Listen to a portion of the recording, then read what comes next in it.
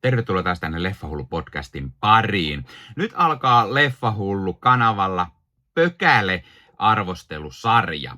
Ja ensimmäisenä vuorossa Return to Silent Hill tältä vuodelta 2026. Välillä tulee viestiä, että miksi et katsele ollenkaan huonoja leffoja, vaan pelkästään hyviä, tai mitä luulet, että tulet tykkäämään niistä. No nyt päätin tarttua aiheeseen ja katson syksyn aikana leffoja, joita epäilen tai tiedän huonoiksi tai jopa täysin pökäleiksi. Ja ensimmäisenä vuorossa siis uusi Silent Hill-videopeleihin perustuva elokuva Return to Silent Hill, joka on saanut todella huonon vastaanoton. Saa myös ehdottaa leffoja tähän sarjaan, joita voi sitten mahdollisesti ottaa käsittelyyn. Mutta totta kai täytyy ensin mainita, että hei, jos katsot YouTuben puolelta, pistä peukku, jos tykkäät tästä. Pistä kanava tilaukseen, muistutukset kellosta päälle näet aina, koska tulee uutta sisältöä. Tilaaminen on sinulle ilmaista, mutta auttaa meikäläistä todella paljon. Eli iso kiitos kaikille, jotka olette tilanneet kanavan. Leffahullu-kanavaa voi myös tukea, eli Leffahullu YouTube-kanavan jäseneksi voi liittyä. Jäsenet muun muassa näkee videoita ennakkoon, saavat nimensä johonkin päin videoon sekä sitten aina jakson kuvauksiin. Ja näin voit näyttää, että olet kanavan jäsen, kanavan tukija. Ja oikein iso kiitos kaikille kanavan tukijoille. No niin, Return to Silent Hill. Elokuva on tosiaan saanut siis melko huonon vastaanoton. IMDb-arvosana on 4/10 ja Rotten Tomatoesissa se oli 18% kriitikoilta ja 28% sitten katsojilta. Nämä siis silloin, kun tätä alan kuvaamaan. Joo, tämä elokuva muistuttaa ehdottomasti videopelejä. Sellaisia Ysärin videopelejä, ei ehkä pelkästään myöskään niin kuin Silent Hill-pelejä tai kauhupelejä. Mukaan mahtuu ehkä myös vähän tämmöistä Mad Max-pelifiilistä. On tämmöinen sadetta, päähenkilö vetää monologia, tarinaan liittyy joku nainen, joku rakkaus ja sitten tietenkin jotenkin se mystinen Silent Hill. Tulee sinne ehkä vähän myös mieleen Alan Wake pelit. Mä en tosiaan ole ikinä itse pelannut siis Silent Hillejä. Mä oon nähnyt ne aiemmat leffat tosta 2000-luvun alkupuoliskolta, mutta siihen se oikeastaan jää sitten. Mä kyllä tiedän millaisia pelejä Silent Hillit on, mutta mä en oikein koskaan ole pelannut niitä, ellei nyt sitten ohimenne on nähnyt joskus junnuna jotain niinku ihan ensimmäisiä. Tää Return to Silent Hill, tän elokuvan juoni on ihan suoraan B-luokan roska-elokuvasta. Tämä on oikeastaan myös semmoinen B-luokan roska-elokuva, eikä siis hyvässä mielessä. Näyttely on kaameaa, siis heti alussa näkee, miten pökkelöitä nämä näyttelijät on. Siis ihan kun katsoisi jotain pienen budjetin kotitekoista elokuvaa tai jotain saippua draamaa, jossa on suoraan koulusta napattu nuoria näyttelijöitä.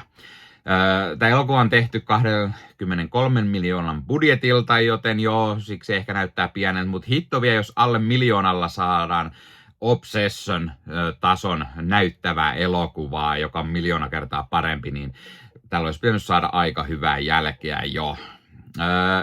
Leffassa nähdään takaumia, jotka käy todella äkkiä rasittaviksi. Päähahmo jää jotenkin niinku tuijottamaan niitä kuin jossain pelissä. Ja niitä takaumia vaan tulee ja tulee. Niillä on toki merkityskin tarinan kannalta, mutta who gives a shit? Siis ihan oikeasti aivan niinku siis tää on niinku todella rasittavaa. Sivuhahmoista osa on ihan kuin suoraan videopeleistä täysiä NPC-hahmoja. Ne liikkehtii oudosti ja niillä on outoa dialogia ja sellaisia, että tämä elokuva on niin paljon ottanut mallia videopeleistä, tässä on niin paljon videopelikohtauksia, että oikeasti huomaa, että pohjautuu peliin. Siis sen todellakin huomaa ja aivan liikaa. Siis jotenkin sitä vaan hierotaan ihan liikaa naamaan koko ajan. Siis tää elokuva on kaameeta kidutusta joutuu katsomaan. Tää on niin iso pökälettä kuin olla ja voi. Siis ihan oikeesti. Mä olin puolen tunnin jälkeen jo sitä, että onko mun pakko katsoa tää vielä loppuun. Tää on siis raivostuttavan huono leffa.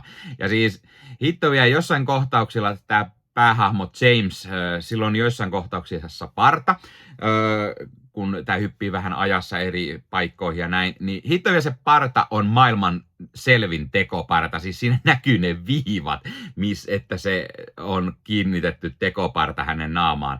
Siis se ei ole yhtään aidon näköistä. Ja koodilla Leffahullu 15 saat nyt 15% alennusta Bad Record Storesta. Eli Bad Record Store on tämmöinen verkkokauppa, josta voi käydä ostamassa itselleen fyysistä mediaa. Eli tykkäät sitten elokuvista ja sarjoista tai vaikka CD-levystä, vinyyleistä tai C-kaseteista, niin Bad Record Store on sinulle juuri oiva paikka, josta voit ostaa nämä fyysisenä hyllyyn itsellesi.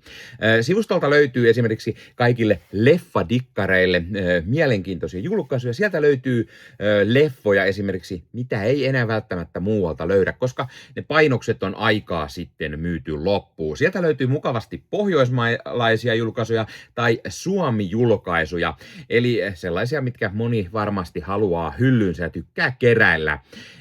Ja sieltä löytyy oivaan hintaan kaiken näköistä mukavaa leffaa ja löytyy 4K:na, löytyy Blu-rayna, löytyy DVDnä, ihan mistä sitten formaatista itse tykkäät. Ja kuten sanottua, myös jos dikkaat esimerkiksi musiikista, vinyyleistä, CD-levyistä, C-kaseteista, niin Bad Record Storesta sellaisia löytyy. Ja kun käytät koodia Leffahullu15, saat sen 15% alennusta. Ja kun vielä menet YouTuben puolelta, tuossa kuvauksissa alta näkyvän linkin kautta sinne Bad Record Storeen, niin sitten vielä meikäläinenkin hyötyy siitä jotain. Eli kannattaa ihmeessä käydä tuon linkin kautta, ja sitten kun käytät sellaisen koodin Leffahullu15, niin saat sen 15% alennusta. Eli mikä sen mukavampaa pikkualennus, kun käyt ostamassa itsellesi hyllyyn omaan leffakokoelmaan lisää täytettä. Eli kipin kapin katsomaan sinne. No jos jotain positiivista pitää sanoa, niin osa hirviöistä tai ties mitä mörököllei tässä onkaan, niin ne näyttää ihan hyviltä ja niin jos joskus teininä tai vielä nuorempana tänne näkee, niin saattaa ehkä aiheuttaa painajaisia, mutta nyt vaan teki oikeasti mieli koko ajan lopettaa tää keske. Ja siis tässä on kauhuelementtejä, on kunnon bodyhorroria ja lopputekstit on kuin videopelistä. Se on vähän jonkunlaista Bond-dunnaria ja näin, mutta tää vaan on niin kaameeta kuraa.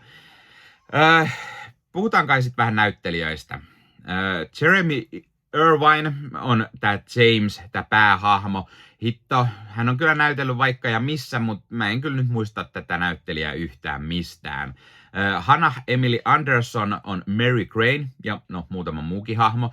Ja hänen tää Maria-hahmonsa, se on ihan ok ja se näyttää semmoiset videopelihahmot ja ihan niinku kiinnostava.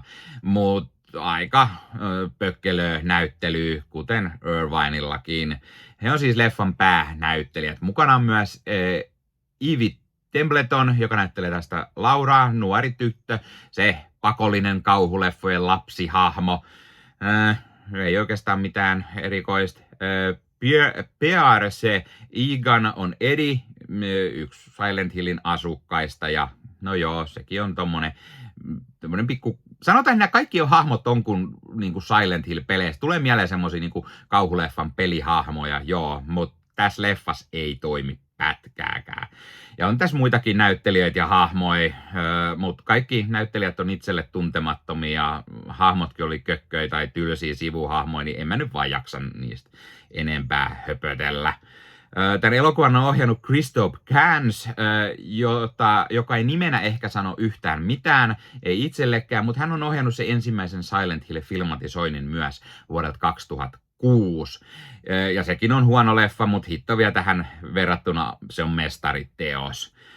Guns on myös ollut kirjoittamassa tätä yhdessä Sandra Voanhin kanssa ja William Joseph Snyderin kanssa. Niin, tarina. No, käydään kai sekin nyt sit läpi. Eli tämmönen James-niminen mies saa viestin kadotetulta rakkaaltaan ja se vetää hänet takaisin Silent Hilliin, joka joskus oli miehelle tuttu paikka, mutta joka nyt on pahuuden ja pimeyden voimien hallussa ja siellä tapahtuu mystisiä asioita. Ja tämän miehen pitää saada muistiin, että mitä hänen menneisyydessä on tapahtunut, jota hän ei kunnolla muista, löytää hänen oma rakkaansa ja selviytyä tuolta Silent Hillissä. Hitto vielä, ja toi mun kirjoittama juonikuvauskin kuulostaa paremmalta, mitä tää Pökäle-leffa oikeasti on. Siis tää jos mikä sopii Pökäle-leffojen syksy tähän videosarjaan, podcast-sarjaan aloituselokuvassa. Tää on vaan niin iso kasa paskaa. Siis älä vaan kato tätä leffa. Tää on aivan hirveet kuraa. Arvosana on se kaikkein pienin mahdollinen, eli puolikas tähti. Nollankin olisi voinut antaa, mutta jos joku pitää antaa, niin se on se puolikas tähti. Ei missään tapauksessa edes yhtä, se olisi liikaa. Tää on myös huono videopelifilmatisointi, mitä on. Tää on ihan järkyttävää. Pistä kommentteja. Oletko sä nähnyt tämän leffan? Mitä sä oot mieltä siitä? Kuuluuko tämä sun mielestä Pökäle-leffojen joukkoon vai ei? Mikä on sun suosikki videopeli-filmatisointi? Oletko sä pelannut Silent Hill-pelejä? Tai minkä leffan sä haluaisit käsittelyyn tässä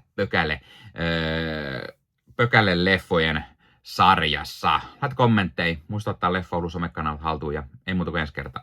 Moro!